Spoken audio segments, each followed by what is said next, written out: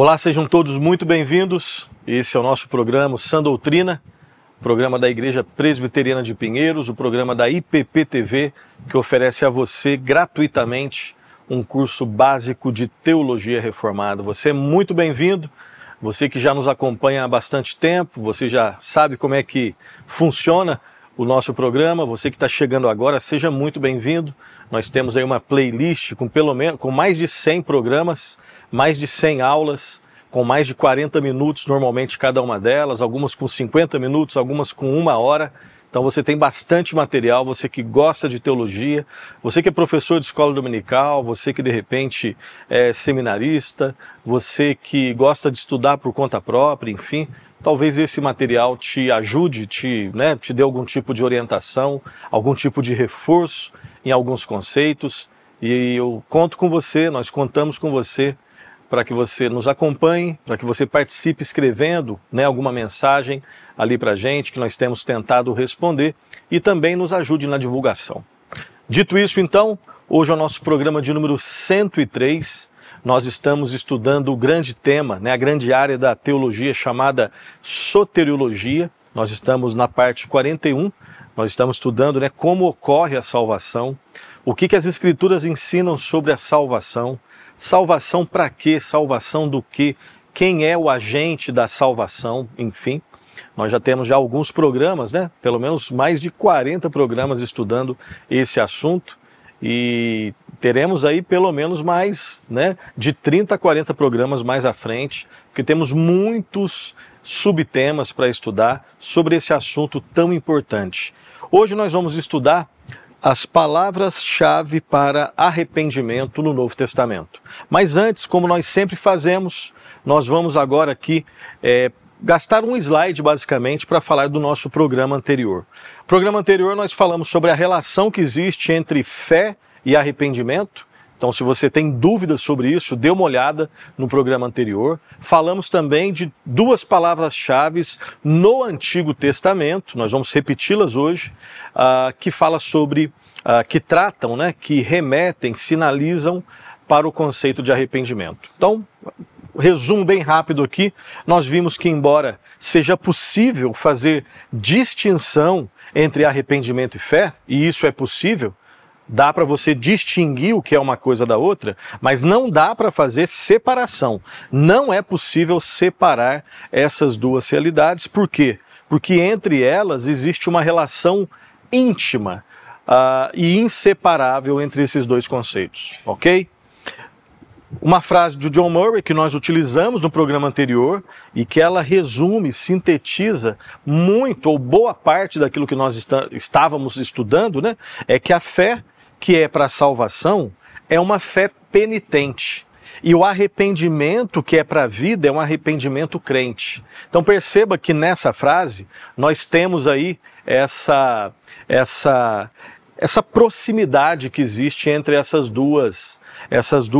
dois conceitos, ok? Vimos também que no Antigo Testamento existem basicamente duas palavras que se referem ao arrependimento. Nishan, ou Nikan, e Shub. E nós estudamos, para onde sinalizam essas duas palavras. Uma fala sobre um aspecto mais interno do arrependimento, a outra fala sobre um aspecto mais externo. Ela foca na externalidade, enfim. Ambas elas se sobrepõem, elas têm relação. Mas elas apontam para elementos razoavelmente diferentes. Dúvidas sobre isso? Dá uma olhada no programa anterior. Aqui Nikan, o Nishan, traz a ideia de estar sentido, triste, ser movido à piedade, ao arrepender-se de erros. Pode ser usado em relação a Deus, para falar de uma mudança, entre aspas, e aí você tem dúvidas sobre isso, dá uma olhada no programa anterior, ou uma possível mudança nos seus planos. É o famoso quando você lê lá no Antigo Testamento, que Deus se arrependeu de ter feito algo. Obviamente que o arrependimento de Deus não é a mesma coisa que o nosso arrependimento. Nós nos arrependemos quando nós erramos. Deus nunca erra. Mas o que significa, O que significa quando os tradutores colocaram arrependimento, que seria esse arrependimento de Deus. Então a palavra Nishan, ela é utilizada, ok? E Shub traz a ideia de, aí sim, voltar atrás, ir na direção oposta, uma mudança de direção do caminho errado para o caminho certo. Aí, especificamente, esse é o sentido mais clássico do arrependimento humano, ok? Então, basicamente, né, nós vimos, claro que nós ficamos ali, né, mais de 50 minutos refletindo, lendo textos, fazendo considerações, né, pedindo ajuda para os universitários, né, irmãos nossos do passado, que tratavam sobre esses assuntos. Então você pode ir lá no programa de número 102 e se deliciar ali, só para ter, obviamente, essa visão panorâmica. Você sabe que sempre ao final de cada programa nós indicamos pelo menos 2 livros, onde você pode, né, aí sim se aprofundar nesses assuntos que nós apresentamos aqui de uma forma um pouco mais panorâmica, ok? Programa de hoje, palavras-chave para o arrependimento agora no Novo Testamento, beleza? Vamos lá então. Sempre as nossas considerações iniciais. No Novo Testamento, as 2 palavras-chave para arrependimento são, se no Antigo é Nishan, né, e Shub, aqui no Novo, metanoia, que creio que vários, ou talvez todos nós já ouvimos, né, pelo menos a palavra, e epistrefo, metanoia e epistrefo. Vamos estudar cada uma delas. Metanoia relaciona-se com Nishan, lá no Antigo Testamento. Epistrefo relaciona-se mais com Shub. De forma bem geral, depois nós vamos sair dessa forma geral e entrar, né, em considerações mais específicas, mas de forma mais geral, estamos no início do programa, geralmente metanoia enfatiza a mudança interior relacionada ao arrependimento, enquanto epistrefo destaca mais, não que não fale de internalidade, mas epistrefo fala um pouco mais dessa mudança de vida exterior, resultado da mudança interior. Perceba que, de novo, aqui são 2 palavras onde você pode fazer distinção, mas não dá para fazer separação. Assim como fé e arrependimento você consegue fazer distinção, mas não separação, porque elas estão intimamente ligadas. Aqui nessas 2 palavras, metanoia, ambas falando sobre, obviamente, arrependimento.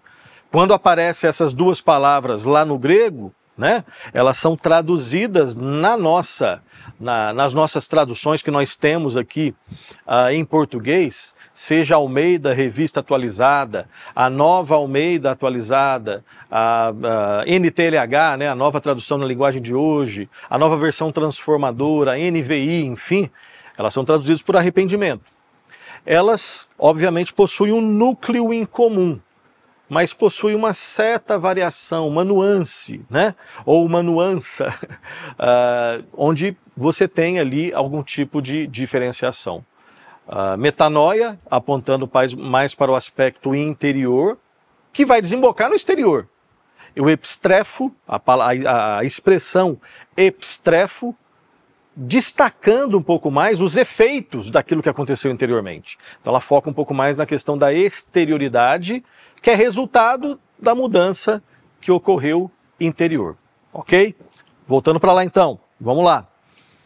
Refletindo agora sobre metanoia e depois refletindo um pouco mais sobre epistrefo. Primeiramente, metanoia. Vamos lá. O verbo que corresponde a metanoia, que é o substantivo, metanoia é substantivo. Agora, quando você vê essa variação no verbo, é metanoel, ok? Só uma curiosidade. Meta, aí agora destrinchando a palavrinha, né? Meta significa com, depois, além. Quando fala de metafísica, né? Aquilo que está além da física. Então, ok, aponta para a mudança que se segue. Noia, né? Eu sei que na gíria, noia significa uma outra coisa, né? Mas não tem nada a ver com isso daqui. Noia significa mente, de nous, né? Atitude, maneira de pensar, disposição, caráter ou consciência moral. ok? Inclusive, né, quando a gente fala noia no sentido mais da gíria aqui brasileira, principalmente nas cidades, né, grandes, quando fala, ó, tá vendo noia, né, é que a mente dele, o raciocínio dele tá numa outra dimensão, né? Normalmente você fala de alguém que é maluco, que é louco, por estar normalmente sob efeito de alguma substância ilícita, né? Mesmo assim, ainda guarda um resquício disso daqui, né? Mas guarde isso daqui, esquece o noia da gíria, tá? Metanoia, então, de forma literal, tá? Ainda não é o significado que a gente quer, mas já tem um pouco aqui. Significa uma mudança de mente ou de coração. Metanoia, no sentido mais literal, é isso mesmo.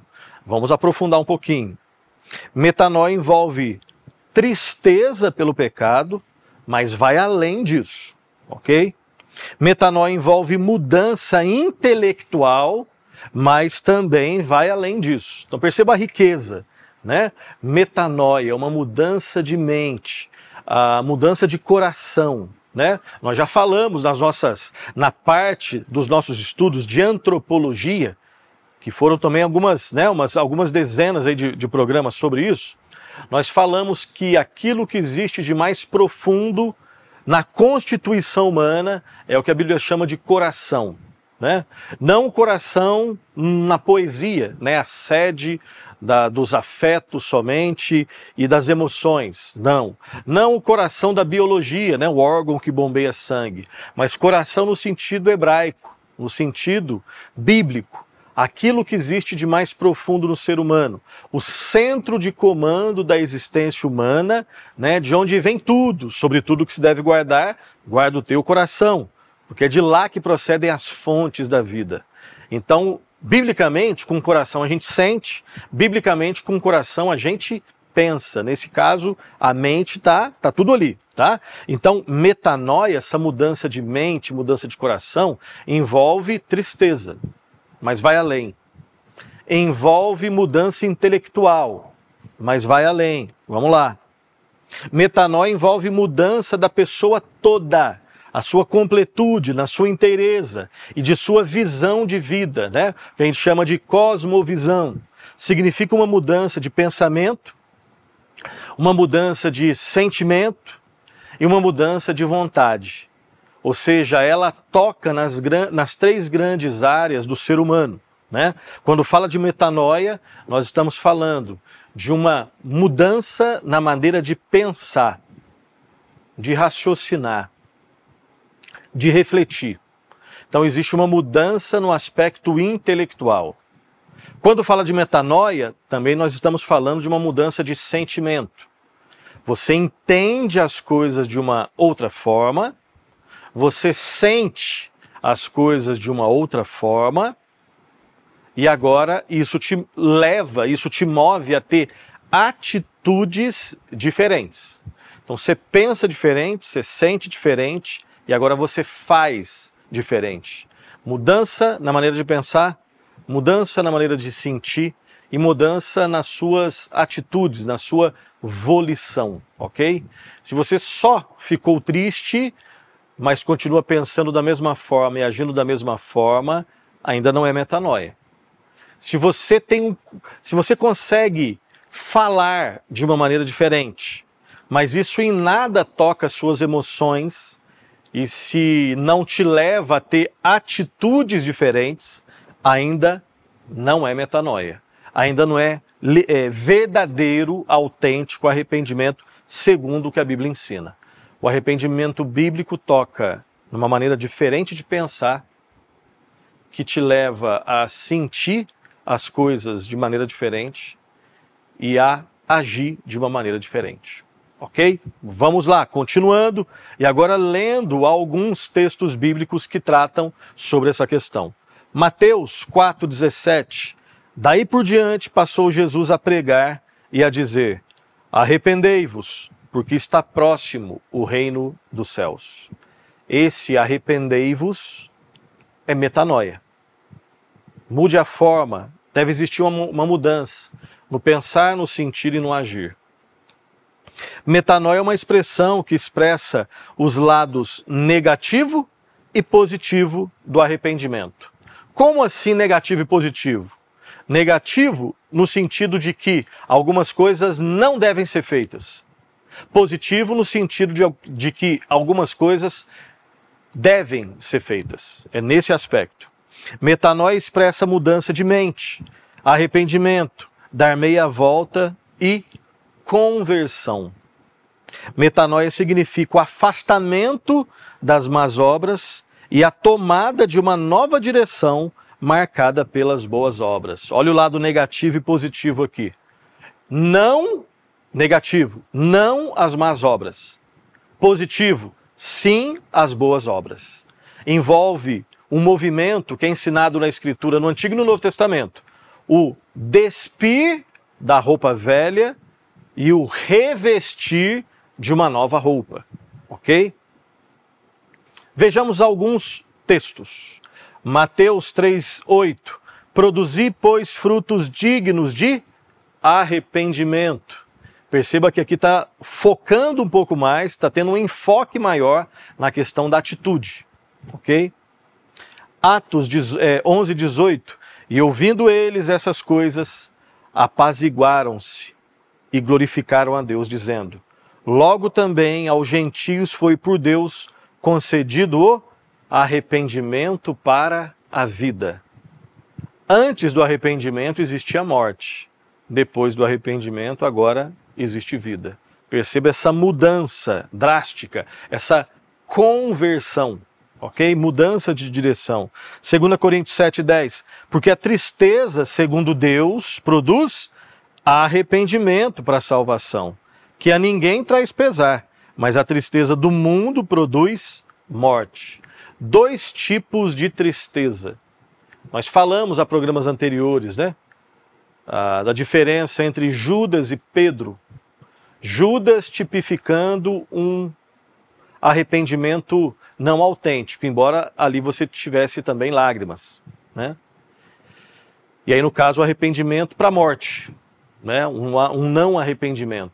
E no caso de Pedro, que também errou, que também pecou, que também traiu ao Senhor Jesus, existiram lágrimas, mas um autêntico arrependimento. Arrependimento para a vida. 2 Timóteo 2:25. Disciplinando com mansidão os que se opõem, na expectativa de que Deus lhes conceda não só o arrependimento para conhecerem plenamente a verdade. Então você percebe aqui, no caso, o arrependimento, né? A presença do arrependimento. E falando anteriormente, né? Disciplinando com mansidão os que se opõem, na expectativa de que Deus conceda não só o arrependimento. Aqui fala da origem do arrependimento. Nós vamos falar sobre isso. É o homem que tem que se arrepender, pela graça de Deus. Ao mesmo tempo que o arrependimento é uma necessidade humana, ele é graça divina, ao mesmo tempo. Ok? William Chamberlain, um estudioso e que escreveu sobre esse tema, ele afirma que enquanto a lástima ou remorso só olham para trás com vergonha, o arrependimento olha para frente com esperança e antecipação. Uma das diferenças do verdadeiro arrependimento do falso arrependimento, que William Chamberlain está chamando aqui de lástima e remorso. Na lástima, quando você lastima alguma coisa, né? Quando você tem remorso de algo, você sente tristeza, uma certa tristeza. Existe choro, existem lágrimas também, mas ainda não é verdadeiro arrependimento. Entre outras coisas, olhando para essa citação, é porque existe um olhar somente para trás. Agora, no verdadeiro arrependimento, existe olhar para trás, existem lágrimas, existe tristeza, mas existe também um olhar para frente, com esperança. Porque você não olha só para você, você olha também para Cristo. O Anthony Huckman, né, que é um irmão que tem nos ajudado, né, com seus livros, ele já faleceu, mas a sua obra permanece. Então esse é um dos gigantes nos quais nós estamos ali, né, subindo nos ombros para enxergar um pouco mais longe, né? Inclusive no livro dele, ao livro dele nós temos recorrido em diversas aulas, em diversos temas, né? O Anthony Huckman diz o seguinte: a doutrina neotestamentária do arrependimento chama a mente dos homens a se padronizar pela mente de Deus, para que a conduta deles esteja em harmonia com sua vontade e para que eles possam participar do seu reino. Então, no arrependimento, você tem um movimento que leva processualmente, não do dia para a noite, mas em termos de processo, no processo da santificação, ao quê? A que exista uma sintonia entre a mente de Deus e a nossa mente. A nossa mente deve se padronizar com a mente de Deus. Nós sabemos que no processo de santificação, nós vamos falar sobre isso mais à frente, Deus permitindo, né? Tem um capítulo específico que nós vamos falar sobre isso, onde na santificação, no processo de santificação, a mente de Cristo está sendo formada em nós, ok? O arrependimento não só expressa a mudança de conduta, mas lida primariamente com aspectos do nascedouro de nossas ações e da fonte dos nossos motivos. Isso aqui é profundo e é simples. Arrependimento não tem a ver só com externalidade, mas ele está relacionado também, obviamente, primeiramente com os aspectos internos do nosso coração. É possível ter uma atitude externa que pareça arrependimento, mas na verdade o que prova é aquilo que vai no coração. O que o Huckman chama de os nossos motivos, o nascedouro das nossas ações. Onde que as nossas ações nascem? No coração, no centro de comando da nossa vida. E Deus conhece, Ele tem acesso ao mais profundo do nosso coração. Ele é o único que transforma o nosso coração. O arrependimento bíblico é a construção de um novo homem. Não existe novo homem sem arrependimento. O arrependimento bíblico é a construção do novo homem. É uma peregrinação da mente da carne para a mente de Cristo. Ou seja, você sai da mente do antigo homem para o novo homem.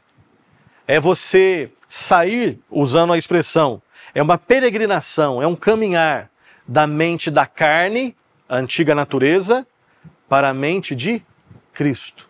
Arrependimento é um dos assuntos mais fundamentais, junto com a fé, quando nós falamos da nova vida em Cristo, da salvação, da redenção. Existe esperança? Para mim e para você, existe. Mediante arrependimento e fé no Senhor Jesus. Paulo é o grande exemplo na história do cristianismo do que o arrependimento pode fazer na vida de um homem. Quando ele foi encontrado por Cristo e ele encontrou a Cristo. E ele se arrependeu. Então até aqui nós falamos um pouco sobre metanoia, né? Essa mudança radical da nossa mente, do coração, que tem aspectos internos, externos, e que está obviamente relacionada à conversão. Vamos meditar um pouquinho, né, até o final do nosso programa, agora na outra palavra, epistrefo. Epistrefo, ok? Vamos lá. Epi, em direção. Fala de movimento também. Trefo, tornar. Então perceba, né? Epistrefo basicamente significa retornar, dar meia volta, ok? Vamos lá. Essa palavra é usada no Novo Testamento para descrever o abandono do pecado para voltar-se a Deus. Vejamos alguns textos, Atos 15, 2, 3. Tendo havido da parte de Paulo e Barnabé contenda e não pequena discussão com eles, resolveram que esses dois e alguns outros dentre eles subissem a Jerusalém aos apóstolos e presbíteros com respeito a essa questão. Enviados, pois, até certo ponto, acompanhados pela igreja, atravessaram as províncias da Fenícia e Samaria, e narrando a conversão dos gentios, causaram grande alegria a todos os irmãos. Então perceba, houve uma mudança. No finalzinho, né, que é o que nos interessa, não dá para comentar tudo, esse texto está dentro de um contexto maior, mas só separando aqui, né, no finalzinho, narrando a conversão dos gentios. Os gentios, eles experimentaram a conversão. Eles experimentaram a realidade presente nas expressões metanoia e aqui especificamente epistrefo. Eles fizeram, né, um retornar, deram meia volta. Estavam indo numa direção e agora eles mudaram a direção, né? A direção deles foi mudada, alterada, não um pouquinho só, não foi só um desvio, não. Estavam indo numa direção e agora deram meia volta, retornaram, ok? Atos 15, 19 e 20, pelo que julgo eu, não devemos perturbar aqueles que dentre os gentios se convertem a Deus. Estavam numa direção oposta, agora estão na direção de Deus. Mas escrever-lhes que se abstenham das contaminações dos ídolos, bem como das relações sexuais ilícitas, da carne de animais sufocados e do sangue. Então percebam, de novo, aqui no original está epistrefo. E quando essa palavra está ali sendo, né, analisada, a presença dessa palavra aponta para conversão a Deus. Conversão de gentios a Deus. Primeira carta de Paulo aos Tessalonicenses, capítulo 1, o 8 e o 9. Porque de vós repercutiu a palavra do Senhor, não só na Macedônia e Acaia, mas também por toda parte se divulgou a vossa fé para com Deus, a tal ponto de não termos necessidade de acrescentar coisa alguma, pois eles mesmos, no tocante a nós, proclamam que repercussão teve o nosso ingresso no vosso meio, e como deixando os ídolos, vos convertestes a Deus para servirdes o Deus vivo e verdadeiro. Então perceba aqui que houve uma mudança drástica na direção existencial, espiritual dessas pessoas. Antes, vamos até dar um passo atrás, né? Basicamente, em termos de adoração, só existem duas possibilidades. O ser humano é um ser adorador. Isso nós falamos em diversos programas lá em antropologia, né? O que marca fundamentalmente uma antropologia, ou seja, uma concepção de quem é o homem, segundo a Bíblia, é imago Dei, né? É a expressão lá em latim, imago Dei, a imagem de Deus. O que torna o ser humano especial é que ele foi criado à imagem e semelhança de Deus. E o pecado não tirou isso, o pecado distorceu isso. O ser humano foi um ser criado por Deus e para Deus. O pecado, ele disfuncionaliza, ele distorce, ele macula, ele mancha. O ser humano, depois de Gênesis 3, ou seja, depois que ele caiu no pecado, continua sendo um ser que ama algo de forma última, que adora algo de forma última. Um ateu, um agnóstico, alguém que não crê em Deus, mas continua crendo em algo ou alguém, de forma última, crendo que esse algo ou alguém vai lhe dar sentido, significado, propósito, segurança. Todos nós sonhamos com isso. Eu sonho e você sonha. Eu quero e você quer. Ninguém é exceção. Todos nós queremos viver uma vida com sentido, significado, propósito, segurança e alegria. Ou eu busco isso no Deus verdadeiro, o Criador, ou eu busco isso num ídolo. O que é um ídolo? Qualquer coisa criada. Qualquer coisa no mundo que não seja Deus é criado. Idolatria é o quê? É a centralização de um elemento da criação, crendo que esse elemento vai me dar o que só Deus pode dar. Sentido, significado, propósito, segurança. O texto, vamos voltar para lá, diz que deixando os ídolos, deixando aquilo que não é Deus, mas que eles estavam tratando como Deus, agora vos convertestes a Deus. Então perceba essa mudança radical. E aqui, a palavrinha lá no original é epistrefo, ok? 1 de Pedro 2,25, porque estáveis desgarrados como ovelhas, agora, porém, vos convertestes ao pastor e bispo da vossa alma. Antes, ovelhas desgarradas, na idolatria, fazendo conexão com o texto lá de Tessalonicenses. Antes, ovelhas desgarradas, agora não.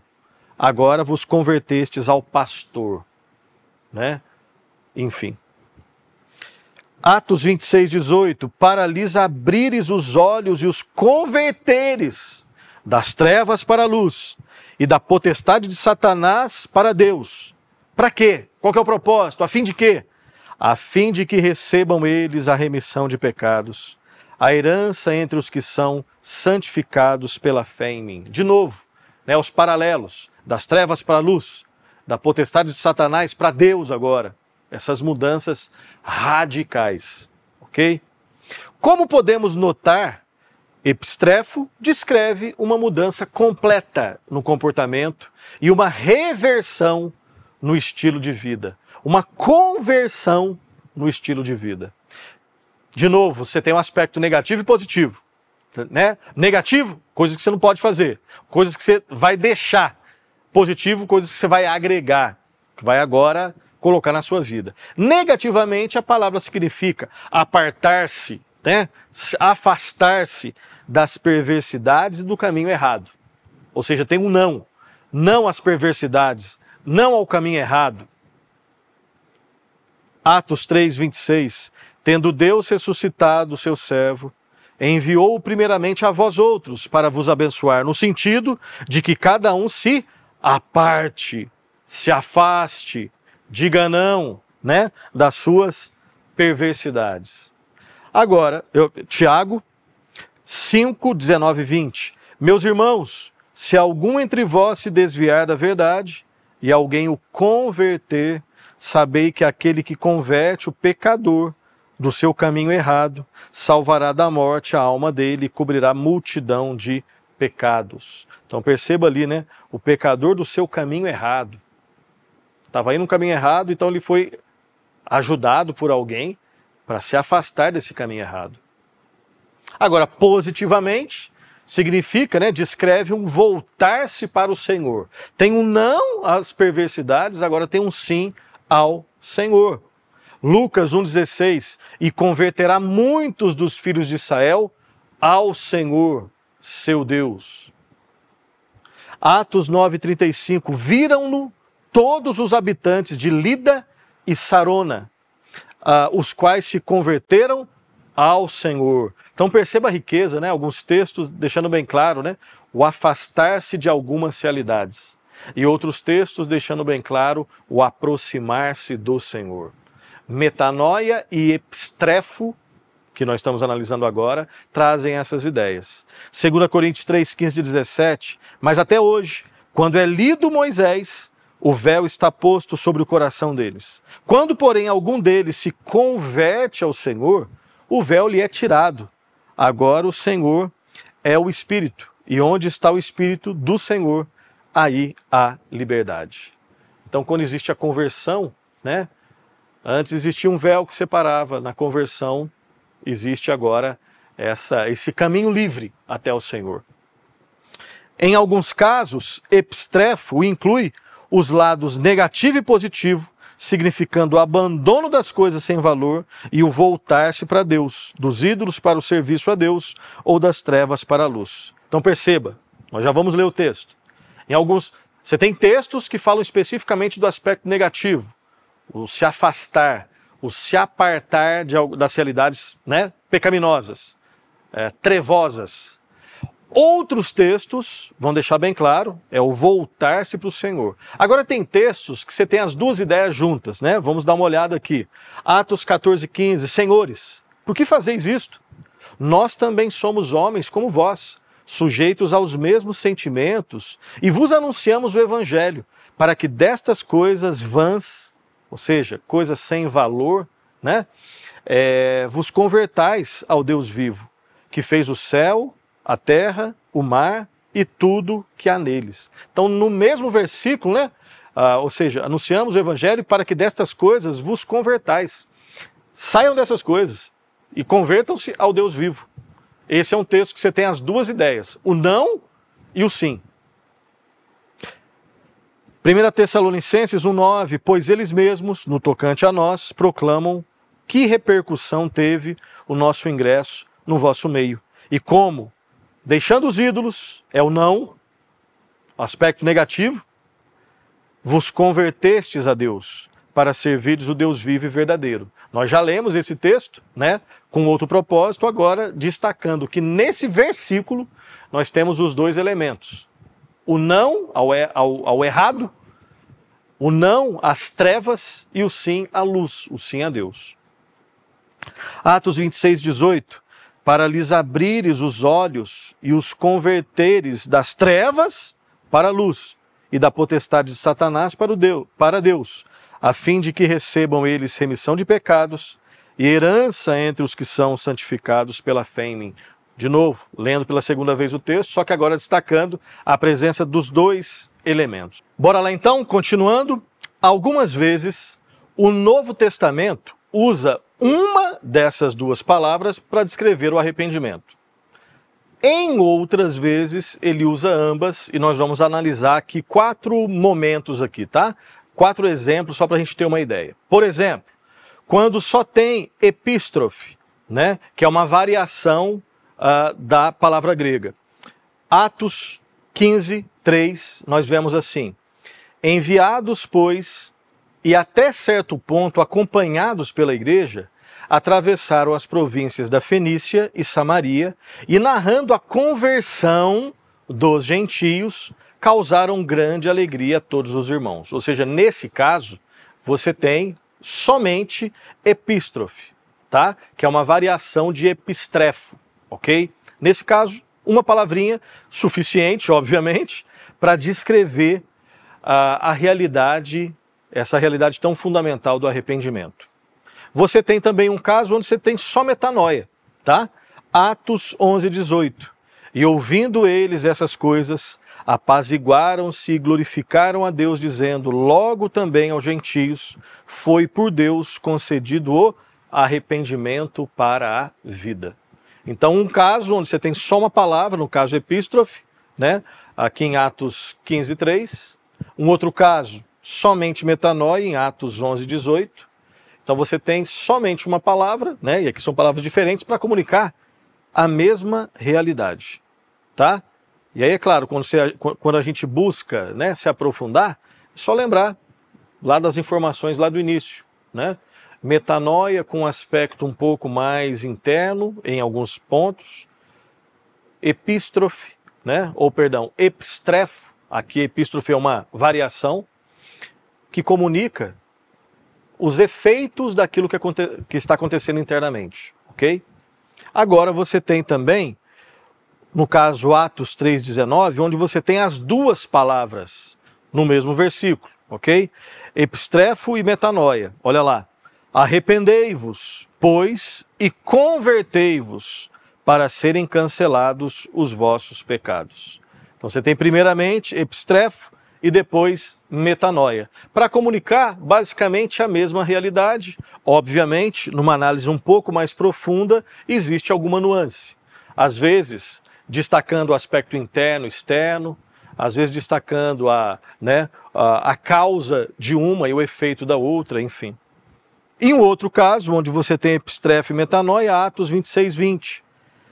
Pelo que, ó rei Agripa, não fui desobediente à visão celestial, mas anunciei primeiramente aos de Damasco e em Jerusalém por toda a região da Judéia, aos gentios, que se arrependessem e se convertessem a Deus, praticando obras dignas de arrependimento. Quando Paulo está diante do rei Agripa. E aqui de novo, o arrependimento e a conversão, né? Arrependessem e se convertessem. Claro que tem uma nuance, mas basicamente o núcleo da ideia basicamente é o mesmo. E você tem as duas palavras que falam sobre arrependimento, né, no Novo Testamento: epistrefo e metanoia. Vamos então para as nossas considerações finais. Vamos lá. Então, espero que tenha dado, né, para de novo relembrar, reforçar, ou para alguns conhecer, né, essas palavras tão importantes, né, duas no Antigo Testamento, programa anterior nós falamos sobre isso, e nesse programa as duas palavras do Novo Testamento que falam sobre arrependimento, né? Não existe salvação sem arrependimento. Então espero que tenha dado, né, para dar essa noção geral sobre esse assunto tão importante, ok? Vamos então para as nossas considerações finais. Primeiro, as palavras do Novo Testamento, ou melhor, do Antigo e do Novo Testamento, que se referem ao conceito de arrependimento, elas comunicam o quê? Elas comunicam a ideia de uma mudança radical, ou seja, que vai até, não é superficial, arrependimento como nós vimos no Antigo e no Novo Testamento. As duas palavras, né, do Antigo Testamento, Nishan e Shub, e as duas palavras do Novo Testamento, epistrefo e metanoia, elas comunicam uma ideia de uma mudança radical. Vai até o coração, até o centro de comando da nossa existência. Ou seja, arrependimento comunica uma ideia de uma mudança radical e sobrenatural, onde a ação de Deus, sobrenatural, e a ação do homem, guiada por esse sobrenatural, estão presentes.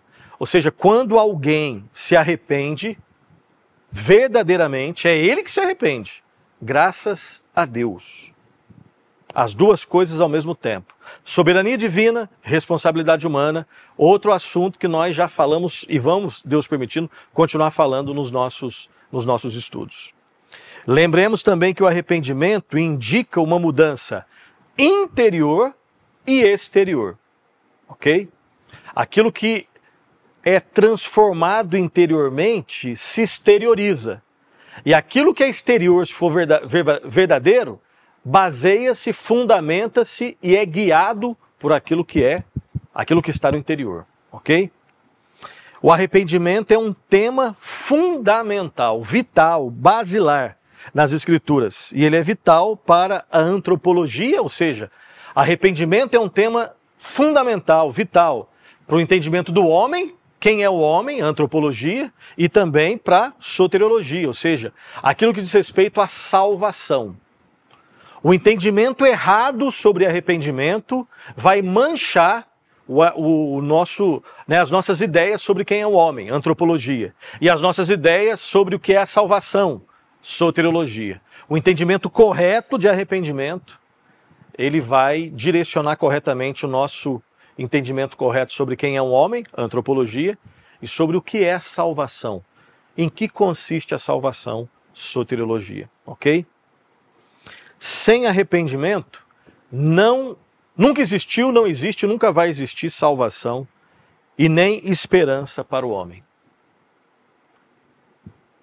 Há esperança para o ser humano, mediante arrependimento e fé no Senhor Jesus. E por fim, o arrependimento, ao mesmo tempo que é uma necessidade humana, também é uma graça divina, como nós acabamos de falar. Ok? Dito isso, eu quero fazer duas indicações bibliográficas. Esse dicionário, o novo dicionário de teologia da editora Ragnus, né? Você tem só irmãos feras aqui, né? Sinclair Ferguson, o David Wright, e ele é o editor consultivo, é nada mais, nada menos, né, que o James Inner Packer, né, o J.I. Packer. Então, é um ótimo dicionário, e você tem um verbete ali, arrependimento, que vai reforçar o que nós falamos e talvez colocar uma nuance aí que nós não colocamos, ok? E um outro livro, onde você tem também, em vários momentos, falando sobre arrependimento, é essa obra, né, uma parceria da Thomas Nelson e da Pilgrim, As Maravilhas de Deus, escrito, né, pelo um dos maiores teólogos reformados, que é o Herman Bavinck, né? Quem leu sabe, né? Quem leu sabe do que se trata. O Herman Bavinck, e esse livro aqui os dois livros, né? Livros ali que você podendo ter na sua biblioteca, certamente você vai fazer bom uso. Dito isso, e terminando o nosso programa, próximo episódio, Deus permitindo, programa 104, pela graça de Deus, nós falaremos sobre o conceito de arrependimento. Já falamos, né, palavras do Antigo, palavras do Novo, agora conceito de arrependimento. Por favor, continue conosco, escreva o que você quiser escrever, faça perguntas, na medida do possível vamos respondê-las, tá? E espalhe esse programa, ajude na divulgação e que seja uma bênção na sua vida. Muito obrigado pela paciência, bons estudos, até a próxima e que Deus muito abençoe.